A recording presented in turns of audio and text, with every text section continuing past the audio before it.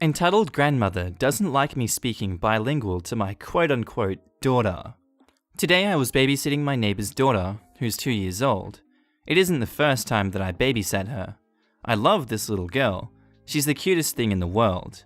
Anyways, I told my neighbor that I had a few errands to run, and she was fine with her daughter being with me. I went to the mall to return a few things, and I went into Macy's to try on the same shoes, while Layla was sitting in the chair looking at what I was doing. I asked her, "Do you like these shoes?" Layla just said, "Wow, cute." Then I asked, "¿Crees que deberíamos comprar estos zapatos?" Do you think that we should buy these shoes? And Layla just repeating, "shoes," being all happy. I was basically having a conversation with myself in Spanish. I then say, "Come on, Layla, let's go pay. Then we could go get ice cream." Now, here's where the entitled grandmother comes in.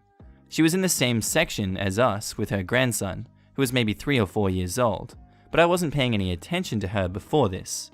She says, "You shouldn't be speaking to her in Spanish. You should teach her English. She'll benefit from knowing English more." I'm not shocked.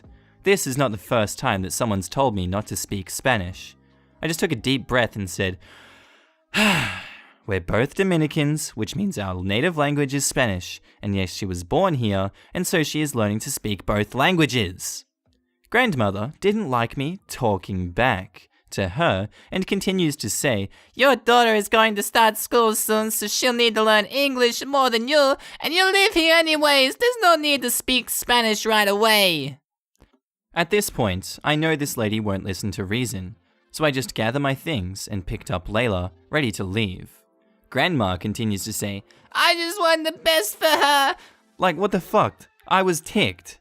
First, how is Layla not knowing her family's language good for her? So I lost my cool and I said, "Lady, please just fuck off. I don't care for your advice." She was shocked, and I walked away before she could say anything else. Honestly though, why do people think it's right for them to tell other people how to raise their kids? And to clarify, the only reason I never corrected her when she said, "your daughter," was because she looked like the type of person to get security on me and say that I kidnapped a child. I honestly don't understand her logic. Last time I checked, being bilingual was a good thing. Now, sorry for all the mistakes in format, but please let me know what you think. Our next story was posted by user RT_LilM_Star, titled, "Entitled Dad and his trash girlfriend steal my boyfriend's house because he quote-unquote didn't even want it." Our car star, me, obvious, BF, my boyfriend, who's the owner of the house, BD, boyfriend's dad, who's not in the story, but is referenced a few times, which is the purchaser of the house, ED, entitled dad, TG, his trash girlfriend, cop, the best police ever, bloody incredible guy, went out of his way to help us with our case from beginning to end. Shout out to Officer Parker. So, backstory. BD came into some fortune about half a year ago and bought a house for me and my boyfriend. Boyfriend's dad and boyfriend wanted me very involved in the process, as I've dealt heavily with real estate in the past, so I recommended costs, neighborhoods, specific houses to look at, etc. We settled on a beautiful 3-bedroom, 2-bathroom. A while ago, boyfriend sublet a bedroom in our house for only $300 a month to 2 of his very good, or so he thought, friends. A man aged around 30, the entitled dad, and a woman aged 21, the trashy girlfriend. I hated them and had heard terrible things about both of them. They were very rude and entitled, and also both have disgusting criminal records, especially the man. But whatever. I absolutely do not blame the boyfriend for trying to be a good friend. Maybe I had misunderstood these people and I was willing to give them a chance.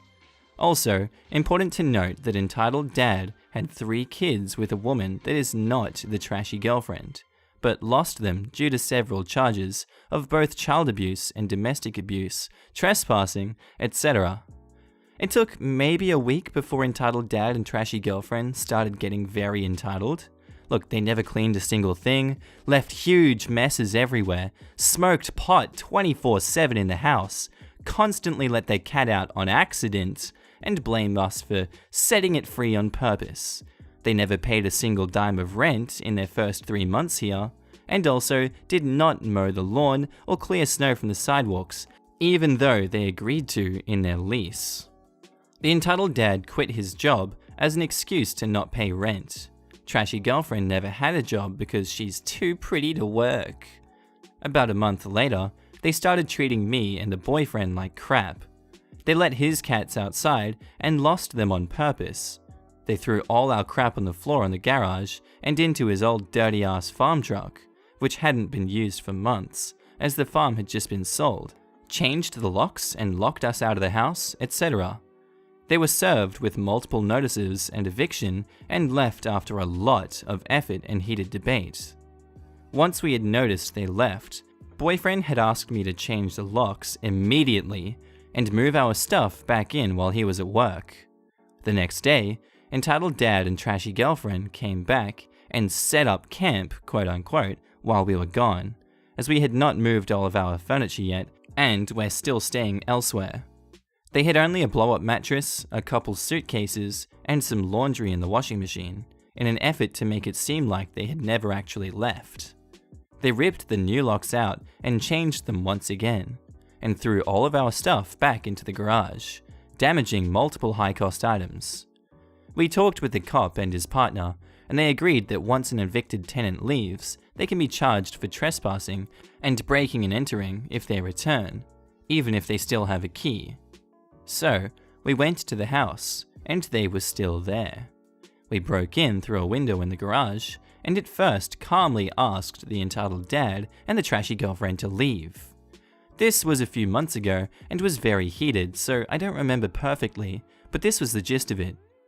You were served with an eviction and chose to leave. You cannot come back now. We will call the police unless you pack up and leave now. This is your last warning. No, we don't have to leave. This is our house. We're renting from you, and we have every right to be here. My kids are coming to live with me. We're gonna start a new life here. I won them in a custody battle. Side note, there was no custody battle, obviously. I don't care. You already left and you were served with eviction. We went to court. Even if you weren't, I never said your kids could live here. The other 2 rooms are ours. Look, you don't even have your kids. We know that's a lie. No court would give you custody over them when you have no job or residence. Yes, I was a bit of a bitch. This eviction had been going on for months, and I was sick of it. So the trashy girlfriend says to the boyfriend, "You didn't even want his house. Boyfriend's dad only bought it for you because you're a bloody spoiled child, and this dumb bitch wanted it. Just let us live here." We walked outside and called the cops. They immediately came as it was a slow Saturday. They went inside and started assessing the situation. Entitled dad and trashy girlfriend were obviously scared crapless, as they were both on probation and in possession of numerous drugs that are illegal in our state. The cops looked around, and it was obvious to them that the entitled dad and trashy girlfriend had moved and only come back to be jerks. The following conversation is edited a bit, as entitled dad kept interrupting the cops, so I'm leaving out a few things he said so that it can actually be readable. So, you were evicted. You left and the owner changed the locks and moved his property back in, correct? No, I didn't change the locks. I just took theirs off and put our old ones back on. So, you did change the locks. Well, yes, but not really, because yes or no, you changed the locks. Technically, but yes or no only. The entitled dad, looking increasingly nervous, says, "Yes." Clearly you moved out. I have all the paperwork for notices and evictions served to you. You have no right to be here. Pack up your shit and leave. We didn't move out. We just removed all of our stuff and took it to a storage unit. They don't even need the house. The boyfriend didn't even fudging want it. That dumb bitch did. I have 3 kids. They'll be homeless now. No, you do not. I know your record. Grab your shit and leave now. Entitled dad starts screaming, getting in the cop's face, making violent hand motions. I'm leaving a few bits of text out here, as it was just pointless and mostly incoherent yelling from the entitled dad. The cops had had enough. Get your crap and leave now. No, The court hasn't ruled on it yet. We don't have to leave. True, the court had not ruled on it yet, but in our state, if a tenant served with eviction leaves, they cannot come back, even without a court order. I know the case, I know the law. Leave or— No! I know my rights! My kid needs this house! Shut up now. If you say one more word, I can and will arrest you for trespassing and breaking and entering. Get your shit and leave now. The entitled dad is silent for a moment. How long do I have? I expected the cop to say an hour, a day, something lenient, even though they'd been jerks and were breaking the law. What he said next was very satisfying. 5 minutes. Get your crap and leave right now, or I will arrest you. So, entitled dad and trashy girlfriend begrudgingly packed up. Just before they left, the cop told them that if they ever set foot near the property again, the boyfriend and I had grounds to have them arrested and charged with multiple felonies. The cops, boyfriend and I, were talking and shooting the shit for a bit before him and his partner left as well. Later, the court ruled on our case. We won, and entitled dad would have to pay back $1,000 to even attempt to appeal. We also found out that they stole many of our items, including very important legal documents for the house, and they had never returned them to us. Entitled dad and trashy girlfriend disappeared. So despite their very best efforts, the cops could not retrieve the items either. We're paying out of the arse to replace these items and documents. This was many months ago, so we're still recovering from it and repairing the house. Sorry for such a long story, but I really appreciate the place to rent. And our next story was posted by user RT_M*, titled, Update, entitled dad and his trash girlfriend are back and more criminal than ever, so boyfriend and I set up a beautiful trap. Now, if you've seen the previous one, you may be wondering, how can entitled dad and trash girlfriend be more criminal? Well folks, this time entitled dad and trash girlfriend are attempting to commit a federal crime. Let's begin. The last I had heard of entitled dad and trash girlfriend, they were mooching off of trash girlfriend's mum, but a few days ago, they were back in town. Boyfriend and I noticed that entitled dad was working at a chain sub-store in our town, and we began frequently seeing them at the department store in our town, loitering for hours upon hours at a time. With this and other information, we deduced that they are once again homeless. We began debating whether it was worth trying to file theft charges for the previous crimes, now that we once again know where they are.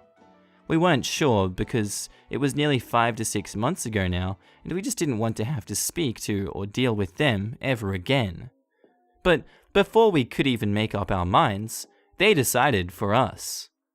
Boyfriend's brother, who lives with us, noticed that today that entitled dad was driving around our neighborhood in a suspicious way. We became slightly concerned and decided to invest in some security cameras, so we ordered some online. Then we noticed why he was hanging around. Boyfriend checked the mail and found out that entitled dad had used our address as his mailing address, despite moving out nearly half a year ago. And he had a few packages sent here. Boyfriend and I had previously seen the odd piece of mail every now and then, but they seemed to be odd bills or spam, so we marked them as return to sender and put them back. But this was definitely different. Entitled dad had ordered packages and used our mailing address to ship them. After doing some heavy research and speaking to our lawyers, Boyfriend and I learned that this is a federal crime for them to do this, and we can press charges for mail theft. Yes, despite it being addressed to them, it is very illegal for them to do this without our permission. So, we decided that, rather than wait the 2 days for our cameras to arrive, we would instead borrow my father's. We set them up at both the front and back entrances, then placed the packages back in the mailbox, and set up the camera to record 24/7 and notify my phone if any movement is detected. Once we're able to identify them on film, there will be almost no disputing it, and they could face fines of up to $250,000 USD and 5 years in a federal prison. It will be a very sweet victory. Side note, during the original story, the police told entitled dad and trashy girlfriend that if they do as much as set foot on our property again, that they will be charged with trespassing, harassment, and whatever else the police can find to legally fuck them up with. So that will probably also happen. I will definitely update if anything comes of this. I am just giddy thinking about how good this will be. Also, edit to add, totally forgot that they're both on probation. It is going to be a lot longer than just 5 years. Smiley face. And our last story was posted by user BritGen1988, titled, "It Finally Happened to My Husband." I've had my share of entitled parents, including my own, and while I was there for the encounter and said a few words, I wasn't the focus. The weekends are when me and my hubby can really spend time with the kids. So after a day of shopping, we decided to get some drinks at Starbucks. It was unusually brisk out, and Starbucks likes their AC. A lot. So hubby had a jacket on over his t-shirt. We ordered, sit down, and just hang out after a long week. About halfway into our family time, a woman comes up to our table. It was a bit crowded, so I figured she was asking us if we would be done soon, so she could have our table. No big deal, right? Wrong. Conversation as follows. "Excuse me, sir?" Hubby doesn't respond. He's hard of hearing, so you really have to speak up, especially in a crowd. "Sir!" Like I said, hard of hearing. I reach across the table and nudge him while telling the woman we were almost done, and said she could have our table. Finally, he looks up and I tilt my head towards the entitled parent. Hubby, looking at the entitled parent annoyed. "What?" "Excuse me, mind your tone. You shouldn't be in here. You're scaring everyone." My husband is lanky and white, like me. This woman is also white, so it's not a race thing. The fuck? Hubby, who gets fed up with stupid very easily says, "Frick off!" "No, your type aren't allowed here." My husband can hold his own, so I'm more than happy to sit back and let him. Besides, I was curious. Type? What the frick is your major malfunction? He picked up his quote from a movie and loves to use it on stupid people. You people, you gang people. My husband is not in a gang. When I look at him, that's when it hits me. The jacket my hubby is wearing is a Sons of Anarchy one. It's a TV show about bikers or a biker gang, I think. His jacket also looks a bit more official than some average ones made for fans. It's got a made-up charter and our state on it. On the back, I think it has their biker's oath or something in patches. What the F? Me, mouthing to him, your jacket. Hubby looks at the entitled parent, whose kid, in his 20s I presume, is standing by her looking like he wished the earth would swallow him whole. You're a special kind of stupid. You're scaring my kid. You probably sell drugs or guns. You people are on the news all the time. My husband, ever the eloquent one, flips her off. A barista sees the exchange and tries to calm everyone down, but entitled parent is not having it. Give me that jacket. I'm going to burn it. You should be in jail or shot. I'm calling the police. You're poisoning my kid with your gang crap. I got my kids and the rest of our stuff and away from the table by sliding the opposite direction of the entitled parent. The table was open on both sides in the middle of the room, and then we headed for the door. Fuck off, lady, you're embarrassing your kid. We start to leave when the entitled parent did this stupid. She grabbed my husband. Hubby does not like to be touched at all. He flips her wrist around and holds it pinned, causing her to shriek. It looks like it hurts, and I'm pretty sure he was close to breaking it. The barista, bless her heart, is standing there wide-eyed and kind of scared. I just opened the door and told him either break it or let it go. I'm not waiting. He lets go, hands the barista a tip for having to put up with the bitch, and we leave. Hubby is still fuming as I hand him his drink that he did not finish, and we sit for a while till he calms down. As he turns the car on, we notice entitled parent stomping out the door, followed by her kid. Hubby looks at his drink, pondering. Don't? Entitled parent is right by his window. It's tinted, so she either can't see in or just didn't notice it was us. She's practically screaming at her son while sitting in her car about us being a gang and threatening to call the police and the mayor and God only knows who else. I mentally facepalm as my husband quietly gets out of the car, cup in hand, and dumps it on entitled parent through her open window. It was a nice drink, don't worry. She stands there, mouth open, and hubby tosses some bills to the kid. Sorry about your car. Kid looked like a little in shock. Not sure if it was his car or if he was just driving his mum's car, but I felt bad about the mess. We pull out and drive around a bit. I offered to go to another location and get hubby a second drink, but he said no.